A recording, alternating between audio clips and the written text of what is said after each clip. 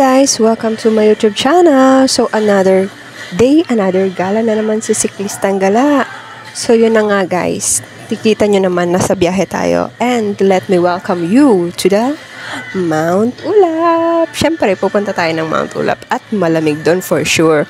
So yun na nga, fast forward tayo. Ayan, maririnig yun dyan si Kuya. O ayan po ano. Papalamig lang po kami dito sa Baguio.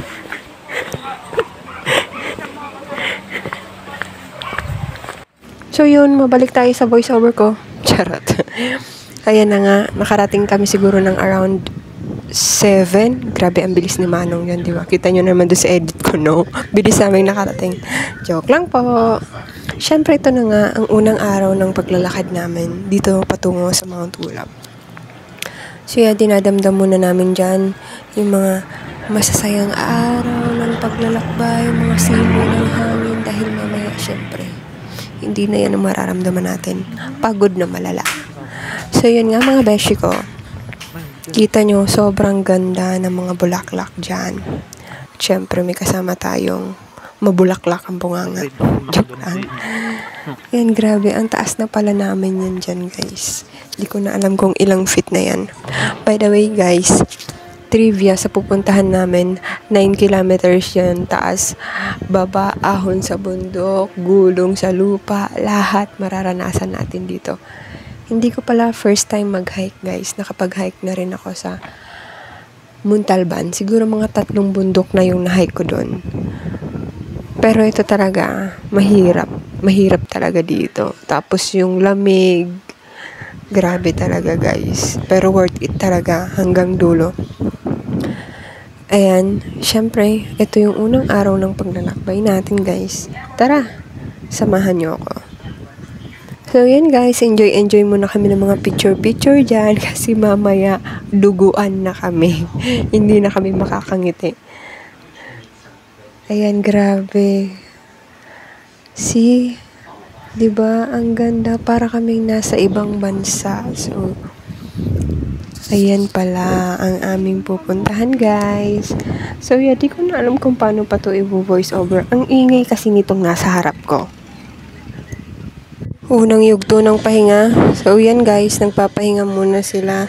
Ako ewan ko ba, hindi ko alam kung bakit ang ganda ng paligid kasi hindi ko ma-enjoy yung pagpapahinga ko kasi gusto kong mag-take ng picture kasi sobrang ganda ng mga fine trees na yan.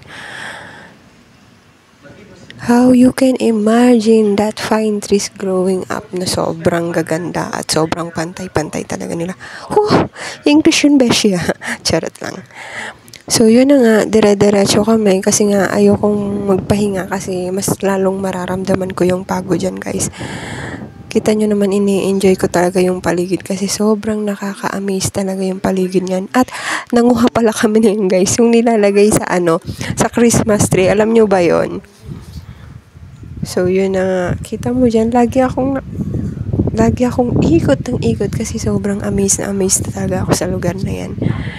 At sobrang lamig dyan guys. Oh, diba? Nag-montage pa si ate girl. Kada hakbang sa lupa'y para akong hinahagos, nalulunod sa batikos ng mundo. Charot. Diba? Kumanta pa. O diba? Hindi ko na kailangan makapiright yung mga tugtog kasi ako nakakanta. So, by the way guys, charot-charot lang yan. Adjust lang natin yan guys. So, yeah, ito na nga sayo, tag, bag, kaldag. Kita nyo ba yun? Pag basta yung kumakaldag na yun. Pero, grabe, sobrang ganda ng paligid na to.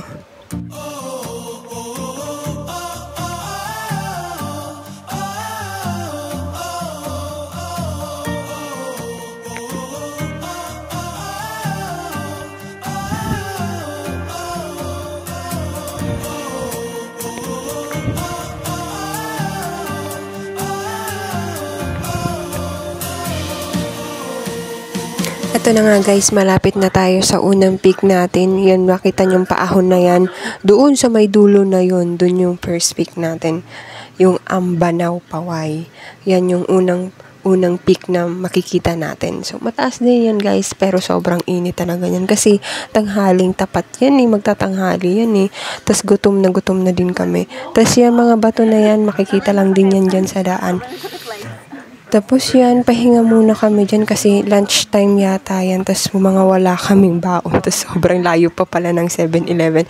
And by the way guys, may 7-Eleven pala dyan guys. Malalaman nyo dito sa video na to kung anong klaseng 7-Eleven ang meron dyan. So ito na nga guys, may trivia pala ako sa inyo. Ay hindi siya trivia. Dapat itong gagawin nyo pagpunta nyo ng Mount Ulap. Siyempre, bawal yung mga kalat dyan. Yung mga kalat nyo, ilagay nyo sa bag nyo.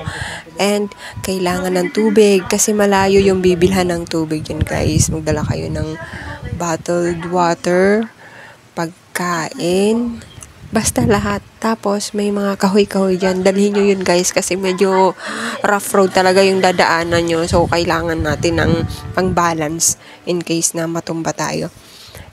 Diyan pala mga beshi ko, biglang bumaba yung mga, mga fog yan. Biglang bumaba doon sa dinaanan namin. So, hindi na namin siya naabutan. Medyo papalapit na lang siya. Tapos, ito na yung second peak.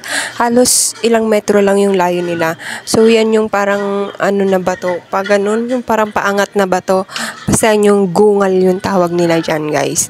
Tapos, yan, nag-picture-picture lang kami dyan. Tapos, baba agad kasi nga, medyo parang nakakatakot yung dyan guys, yung bato. Ingat-ingat lang yan guys kasi pag once na outbalance ka dyan sa bato na yan, nako, ginoo talaga. Patay talaga ang kaluluwa mo.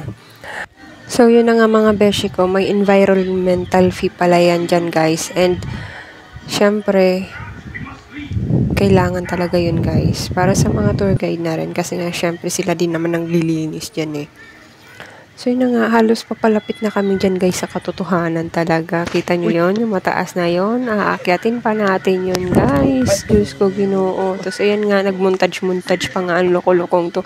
Kita nyo naman grabe, ang sarap sumigaw dyan. Bakit mo ako iniyo? Ay, charot. Kasama ko pala siya, charot lang. Hindi pala tayo sisigaw ng ganun guys. Pagpasensyahan nyo, nadadala talaga ako ng emosyon kasi sobrang ganda talaga ng dyan. Ang sarap talaga sumigaw at umikot-ikot na parang trumpo. Ay, happy-happy pa tingnan mo parang di siya nahilo. Asa, bakit mo ako sinaktan? Ay, bakit mo ako sinaktan? Mali pala. Hindi pala ako nasaktan guys. O yan, nasaktan pala ako dun sa mga na yun. Ang mga baka na yun. So yan, ito na pala yung summit guys. Ang bilis namin makarating na. Syempre edited na to guys. Pero ang hirap talaga dyan guys. Pero worth it naman. Sobrang worth it ng place na yan. Grabe talaga. So iniisip ko ngayon, paano ba kami nakaakyat dyan? Yung paghihirap talaga namin. And nag-stay pala kami dyan ng siguro mga 15 to 30 minutes. Tapos sobrang lamig. Ayan, yung scenery. Ayan, natulala ako dyan guys Wala akong masabi. Tapos, ito na guys. Talagang gusto ko nang gumulong dito sa part na to kasi kita nyo naman yung hagdan na yan. Grabe yung baitang. Di ko na nga dinaanan yan Kasi sobrang, talaga. Siguro mga isang dangkal yung baitang yan. Di naman. Pwede naman kayong dumaan dito sa may gilid. Yung katulad dyan sa ginawa ko. Kasi tatagtag talaga yung ulo ko niyan Sobrang sakit ng ulo ko dyan guys. Kasi yung lamig, yung pagod, dugo at pawis. Charot, may dugo. Ano yun? Cake? Wala palang dugo dyan guys. Tapos ayan. Kita niya yun guys. Bit-bit niya talaga yung basura. Kasi syempre hindi natin dapat iwanan yung basura dyan. Kasi napakaganda ng kalikasan na yan. Kaya huwag nating tapunan ng basura. Okay? That's our rules. So, yun na nga. Pababa na nga tayo, guys. So, yan. Ini-enjoy ko lang yung paligid na to kasi matagal-tagal na naman ulit ako mag-hike. So, tara. Enjoy natin yung paglalakbay na to.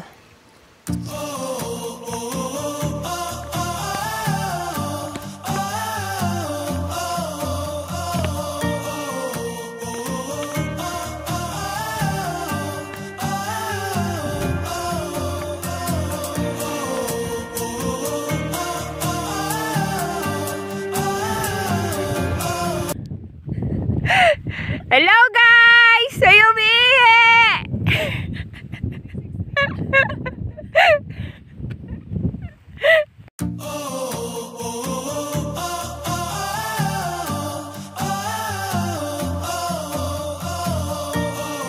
Ito na nga mga beshi ko at papalapit na talaga tayo sa 7-Eleven.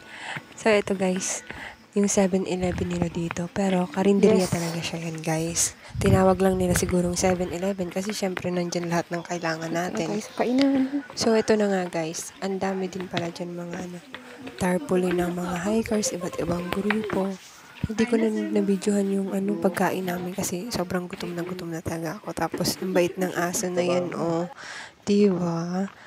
Pagkatapos nun, syempre, pababa na naman ulit kami. Kasi mahaba pa pala ito. Pagod pa pala. Pakiramdam ko talaga dito guys. Hindi ako kumain. Ewan ko ba, naubos agad yung kinain ko dyan sa pagbaba pa lang. Tara guys, samahan nyo kami pagbaba.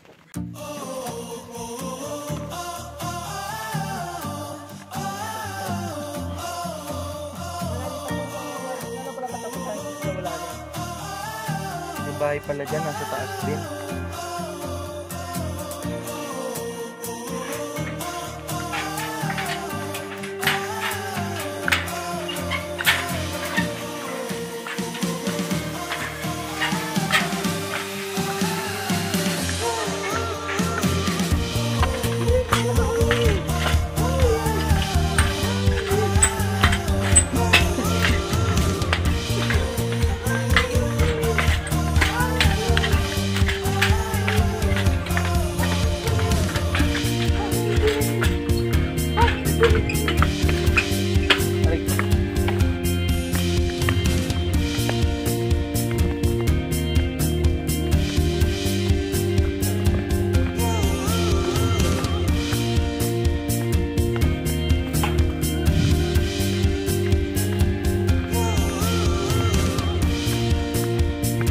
At ito na nga mga beshi ko, malapit tayo sa katotohanan dyan.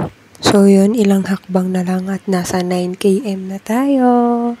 So yan, nasurvive natin ang Mount Ulap. So ito na guys, thanks for watching and follow for more.